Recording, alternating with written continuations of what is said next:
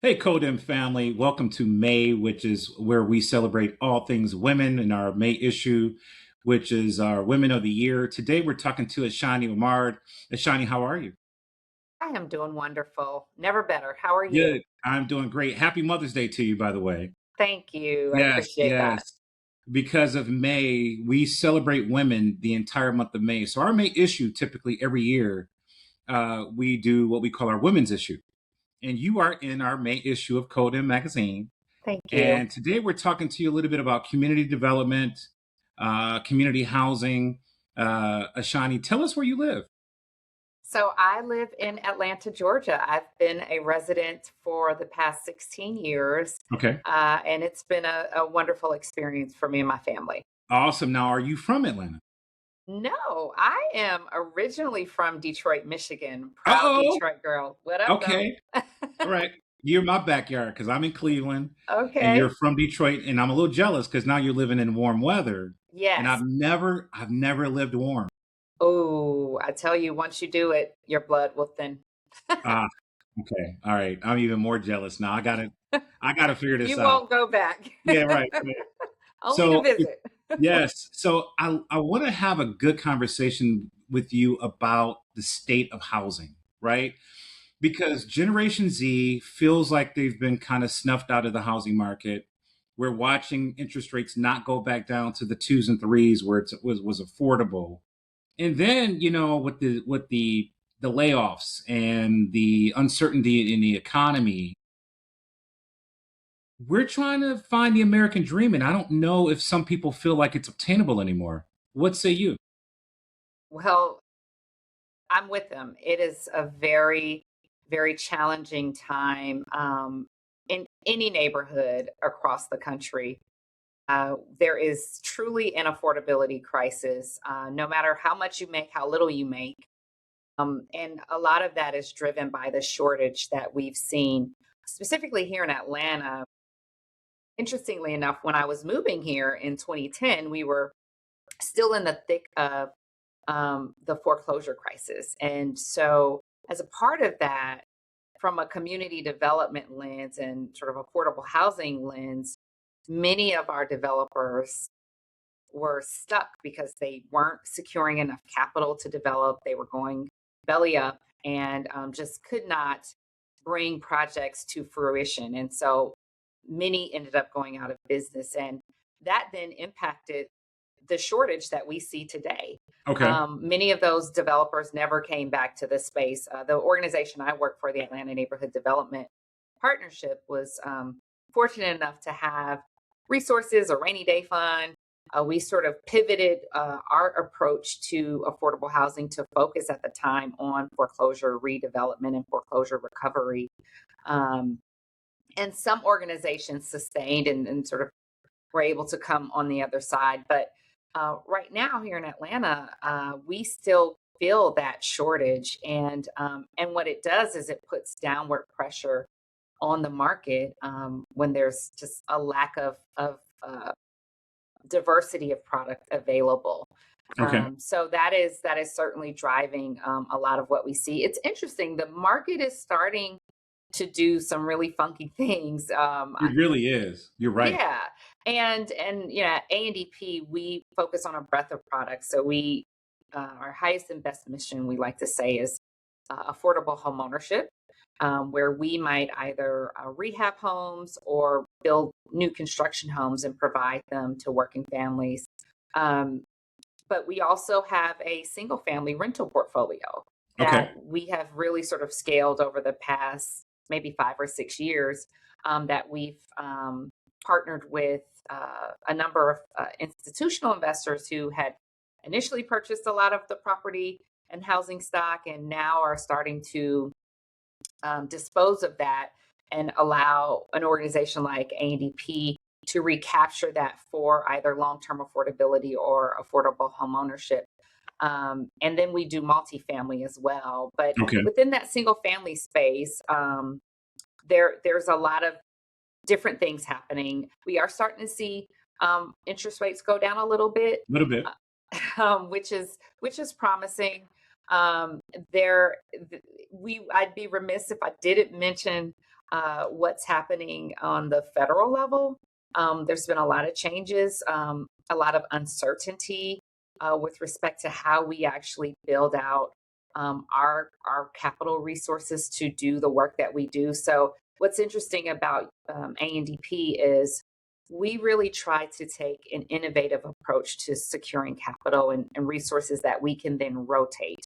So I know you keep. I don't mean to interrupt you, but Go I ahead. got to do this because I want people to know who they're talking to and why we're doing this conversation. Yes. Okay.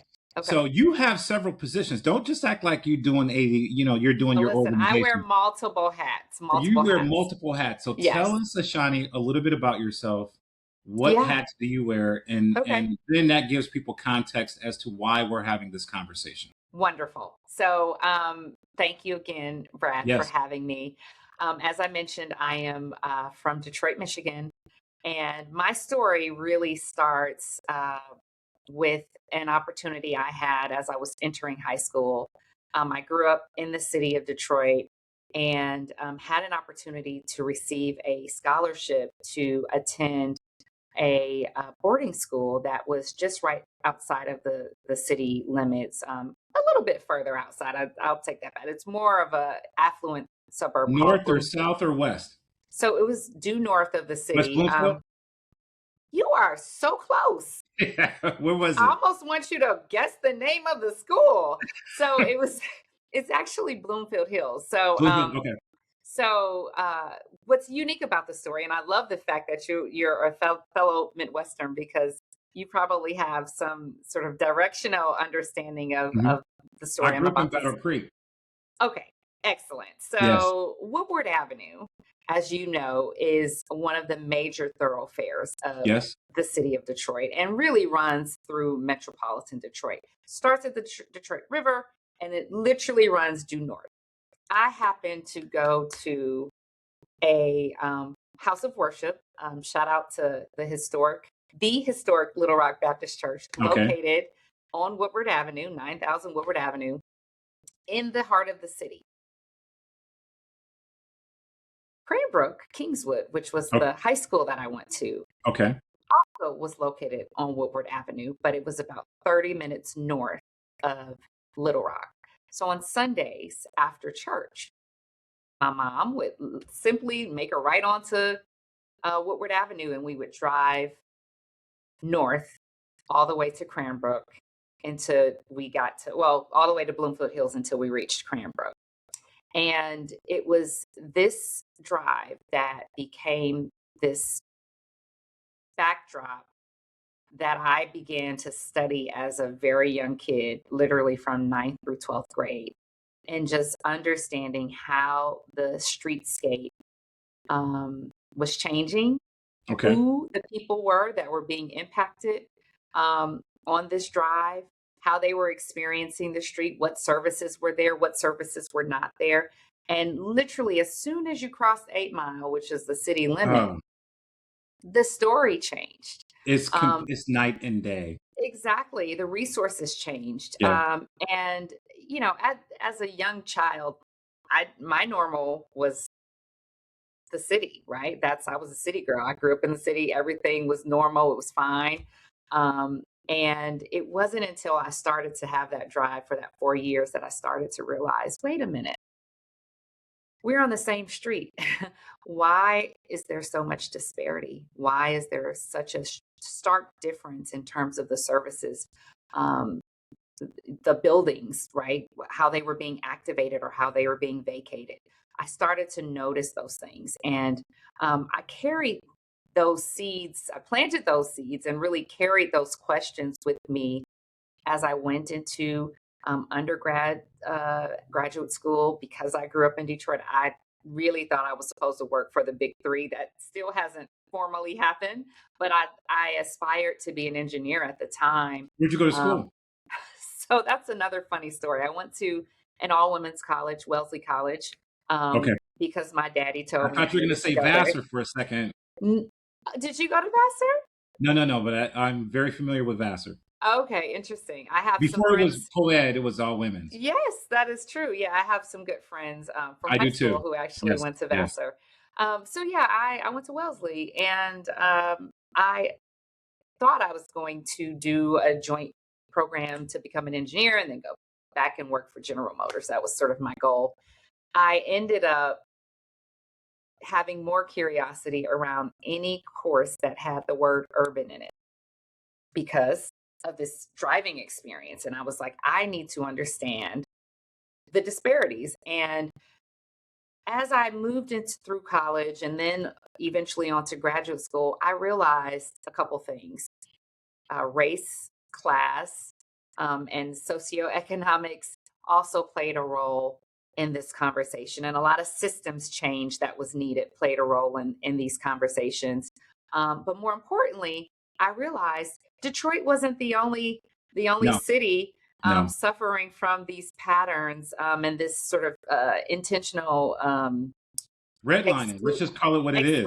exclusivity that Right. many cities and residents were continue to experience, quite frankly. And so it was through those experiences and that sort of foundational enlightenment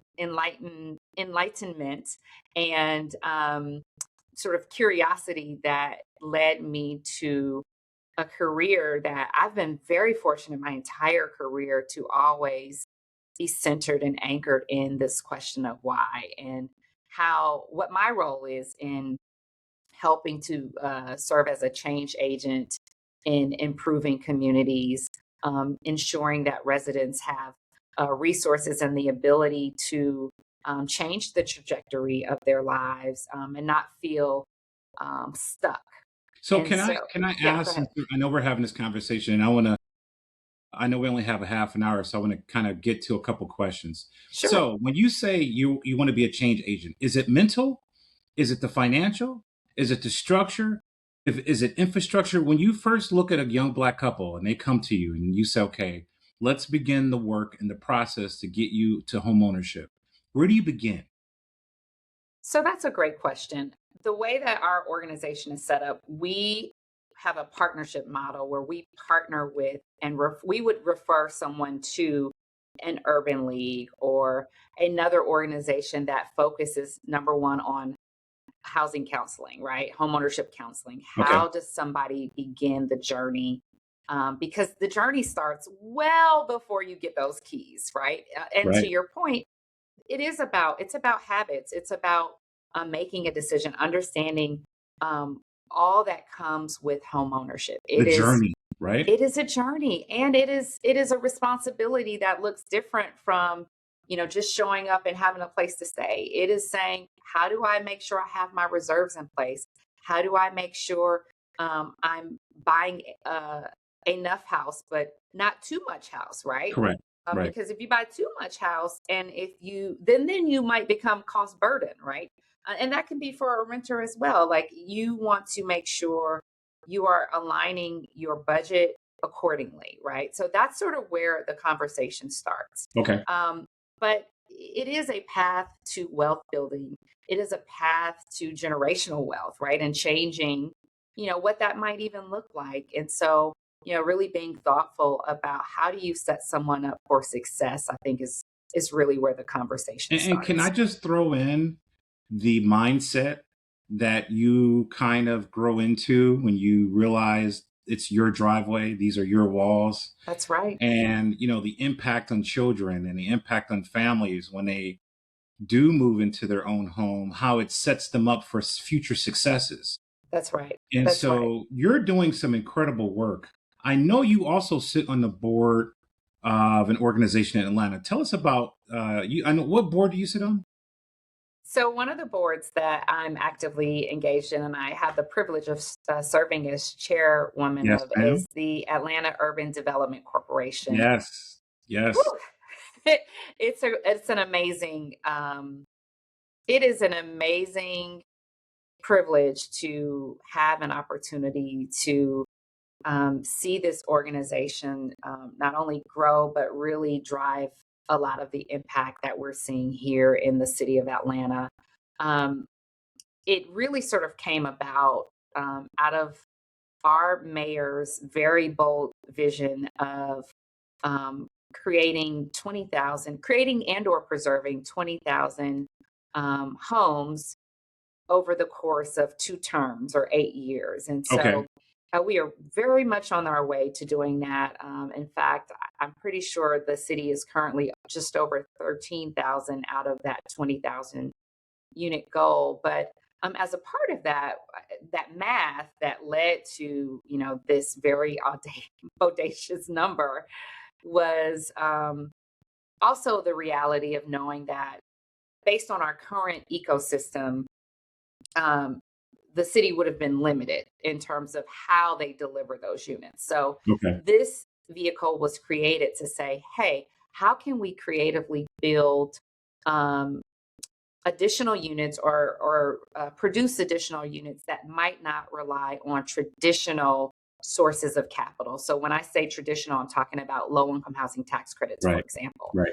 I don't want to go too technical, but Understand. that's a very tried and true source. However, it is extremely competitive, and the resources are scarce. So at the time, the city was like, well, what other innovative resources can we bring and leverage? And because we serve as a subsidiary of the Housing Authority, we have what I like to refer to as baby superpowers. So, as a part of that, we can enter into something called a private enterprise agreement where we can provide tax abatement to a developer as an incentive for them to create affordability and mixed income housing within their development Right. that they might be Okay. proposing. And so that has been a new tool for the city to say how do we increase not only the participation of private sector partners in this work alongside organizations like the one that I work for, but also how do we actually deliver on the affordable housing that we have promised. And so AUD has been a very nimble resource. They have an incredible staff, extremely bright staff that is out here getting work done. And again, it's a privilege to be a part of the work. They're doing some really great, innovative stuff, literally Some across cool the stuff. city. Oh Yeah. yeah, oh yeah, and the So city let's now. go. Let's Go ahead. can I? If I'm Yeah, sorry, that's let's right. just. I want to go a little deeper because I want people to understand. By the way, if you like what you're hearing, please subscribe to the channel, and we're also going to put information about you, Ashani, inside of the body of the podcast. But I want to go a little deeper because I think people need to understand what does 20,000 units being preserved in a community, what does it do to the community? Because right now, I'm not going to say we have a housing problem, but I think we have an affordability problem, right? So we're starting to see pockets of communities where rents are high, there's nobody renting. And then at the same time, you're seeing some of the worst parts of the neighborhood where it's so underserved and there's no quality housing, you're starting to see just dead zones. So why would the city institute this 20,000 unit goal and what's the impact? So when I think about this goal, and when I think about the neighborhoods and the fabric of the neighborhoods across this city, a couple things come to mind. We Okay. have just a really unique population of legacy residents who have literally built this city from scratch, right? Okay. And those residents, when we talk about sort of the growth that we see in this region, um, they're being threatened because if they can't pay for the taxes as rents go up or as home prices go up, they are now at risk of being displaced. So a part of this conversation is how do we preserve opportunities so that legacy residents can still stay and be a part of all of the amazing growth that we look forward to? I think another part of the conversation is, there are all these, you know, future young people who also need a place to stay, who also Yes. want to access the dream of home ownership. What does that look like? How do we create affordability and pathways to wealth building for those individuals? We have an incredible university system here in Atlanta, of which my own child will be joining On next the fall. This 15th, coming, right? Next month? I mean, well, in this month? he's graduating. That's right. Yes, he's Woo! graduating. Right, and so he will be a part of the AUC this fall. But what does it look like for us to retain our talent? You cannot talk about economic development without talking about affordability and where our future workforce will live. I oftentimes say housing is where jobs go to sleep at night. If you if we are intending to be a strong, prosperous region that is thinking about how we support our workforce, we cannot do that without considering where our workforce will live. And so I think a part of this conversation, and it often gets lost because, people sort of immediately go to, oh, workforce, we've got to have economic development incentives. We're going to give tax breaks to our employers. That's fine and dandy. But if that employer is not considering where their people are going to live, they're going to have some problems. Or if they're having to live 2 hours away and commute in, they're also going to have problems. So how do you really make this retention strategy work and be intentional in how you bring housing is a very important part of the conversation. So does that mean that these 20 units are all owner occupied, or are some of these units to be rented? Not at all. Yes, I don't know if there's a specific breakdown that the city Okay. has Okay. with respect to homeowner occupied versus renter, but it should be a mix. I It think should be a mix. every neighborhood, our goal in any city across this country should be to have healthy neighborhoods that are all healthy, that all have great schools, that all have great access to transit, that all have great access to healthcare, and that certainly have uh, housing, quality, safe housing that is foundational to all those other things. Right. Every single Right. neighborhood. And so Right. that looks different for everybody. Not everybody is ready to be a homeowner. Not everybody wants to be a homeowner. Correct. There are some people that might be downsizing. There are other people that, want to start that journey. So I definitely think it's a mix, which is why we focus at our organization on a mix of options for individuals.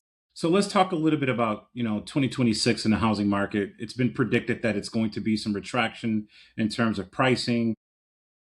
There was a bubble at the end of 2025. And so you're starting to see through foreclosures and just vacancies that the home prices are starting to come down a little bit. Now, I know that the Fed dropped the rate, I think a quarter point here to the first quarter. Do you anticipate to see a rise in movement in home purchasing, or where do you see that going in the next couple months? Well, what I really want to ask you for is a magic 8 ball right now, because Right. if I had the answer to that, Hold I would on. probably Let me get that. if let me see what I got Yeah, over yeah, here. yes, yes. So, well, I will say this. While I don't have the answer to that, what I do know is typically in the spring, Okay. this is as a part of the cycle of when people sort of put homes on the market in general. This is a time where we will likely see an uptick. But that is Uptick. just Okay. based on how the market works. Okay. That doesn't mean it's going to skyrocket. It doesn't mean that interest rates are going to go down.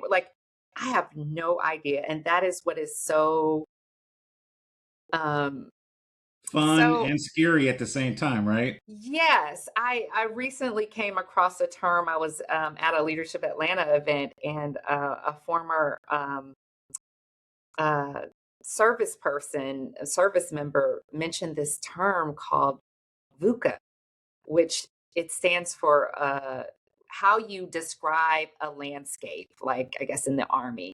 And it's Okay. like vulnerable, it's uncertain. Oh my gosh, what were the other two?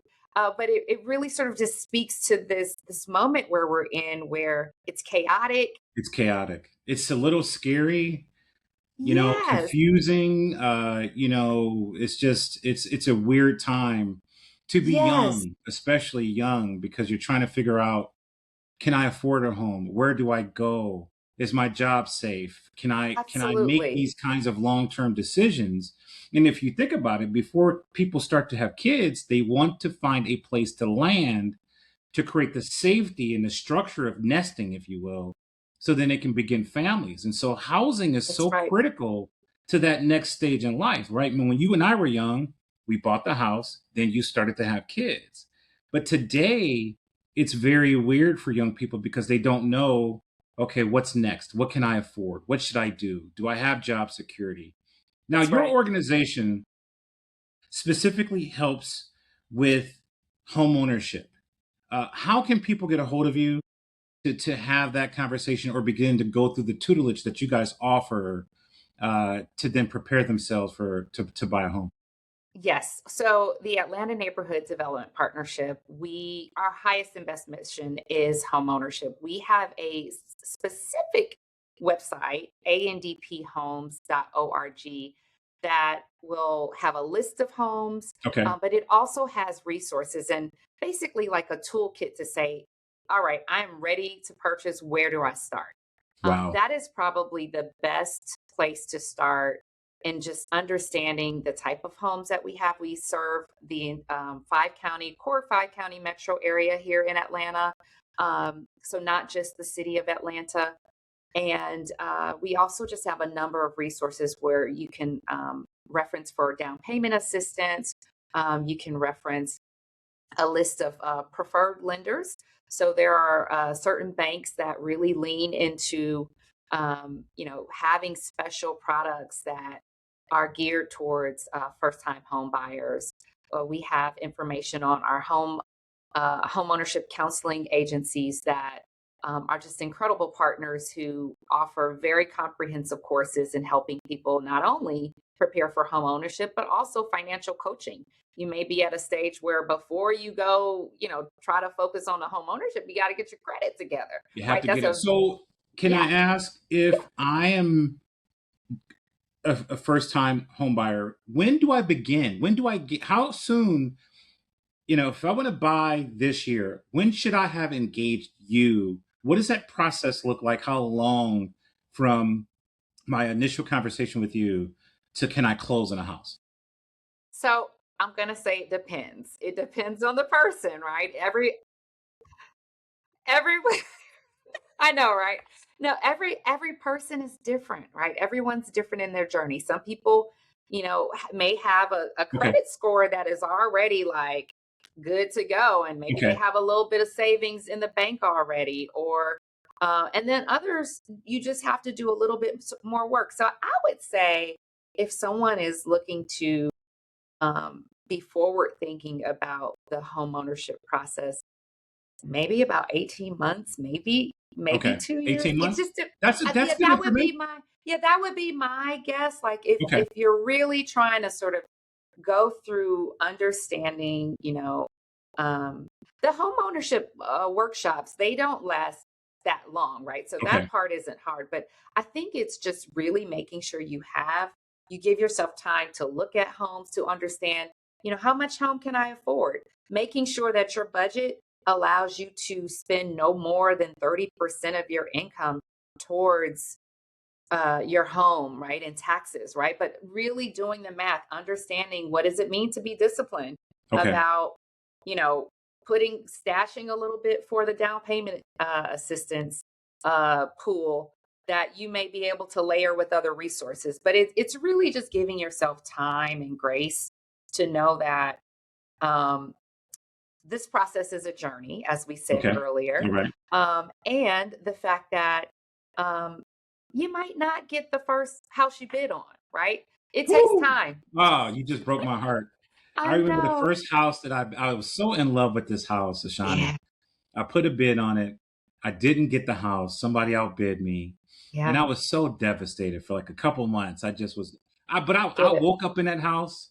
I used that drive. I already had washed my car. I was just like Oh, ready to live in ready. this You house. knew it. Mm-hmm. I was there. I was mentally Yeah, there. yeah, So you are correct about that first house and being prepared to have multiple couple choices. Couple that's right. choices.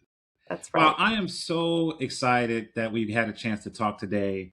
And again, I congratulate you on being in our women's issue. You are doing a fantastic job. Keep up the Thank good you. work. Thank you. And your son is graduating. Is he the first? I know you have two. He is the first to get out the nest. Well, Okay. kind of, sort of. I mean, So are he'll you are you still be a you and your broke husband college ready for student. that? You ready? Oh yeah, today I am. Now, if you ask Okay. me in a month, I might be Right. sad because I Right. will Right. be in the moment. But no, we are ready. I think the way the world works, we have all met this moment, and I Okay. think he's ready to leave, and we are ready for him to That's an go exciting off. time. Yes. Well, good to talk to you, my friend. I look forward to seeing Thank you you. when we come to Atlanta, Yes. and I will give you back the rest of your day. And so, wave goodbye to our Codem family, and I thank you for your Thank time. you, Kodum, and thank you for the time. Pleasure All right. to chat with you. Take care.